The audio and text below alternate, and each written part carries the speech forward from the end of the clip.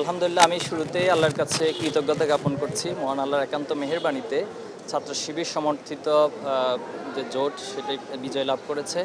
তা আমি এখানে শুধুমাত্র আমাদের প্যানেল বা ব্যক্তির বিজয় হিসেবে এটা কি দেখব না।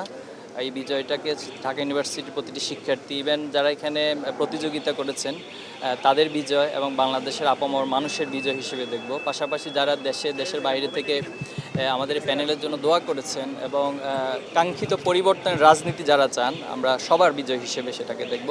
পাশাপাশি জুলাই আগস্টে যারা শহীদ হয়েছেন আমরা তাদেরকে শ্রদ্ধার সাথে স্মরণ করব এবং তাদের বিজয় হিসেবে এই বিজয়কে আখ্যায়িত করব। পাশাপাশি আমি এটি বলবো, আমাদের বিজয় তখনই পূর্ণতা পাবে যদি আমরা আমাদের যে অঙ্গীকারগুলো করেছি, আমরা যে প্রতিজ্ঞাগুলো শিক্ষার্থীদের কাছে দিয়েছি, তাদের যে চাহিদাগুলো আমাদের প্যানেলের ভাইরা শুনেছেন, তো এই চাহিদাগুলো এবং এই প্রতিজ্ঞাগুলো ইশতেহার যখন বাস্তবায়িত হবে তখনই আমাদের এই বিজয়টা পূর্ণতা লাভ করবে।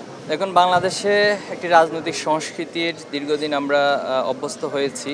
তো এই অভ্যস্ততার মধ্যে যেটা হচ্ছে যে কখনো আমরা যদি হেরে যাই তখন প্রতিপক্ষকে সেটা মেনে নিতে পারি না। তো আমার মনে হয় ডাকসুরের নির্বাচনটা একটি নতুন মডেল স্থাপন করতে পারে যে আমরা রেজাল্ট যেটাই হোক সেটাকে মেনে নেই। ইতিমধ্যে ছাত্রদলের প্যানেলের যিনি জিএস প্রার্থী তিনি অলরেডি ঘোষণা দিয়েছেন যে তিনি এই নির্বাচনকে মেনে নিচ্ছেন, এই ফলকে মেনে নিচ্ছেন। তো আমাদের পক্ষ থেকে আহ্বান থাকবে যে এখানে যারাই প্রতিযোগিতা করেছে, যারা ডাকসুর অংশীদার আছেন, শিক্ষার্থীরা সকলে মিলে এই ডাকসুকে তাদের যে কাঙ্ক্ষিত চাহিদা ডাকসুর কাছে সেটা পূরণে তারা সকলে মিলে কাজ করবেন। এবং ইসলামী ছাত্র শিবিরের পক্ষ থেকে পাশাপাশি আমাদের প্যানেলের প্রত্যেকের পক্ষ থেকে আমি এই নিশ্চয়তা দিচ্ছি যে তারা সবাইকে সাথে নিয়ে কাজ করবে ইনশাআল্লাহ।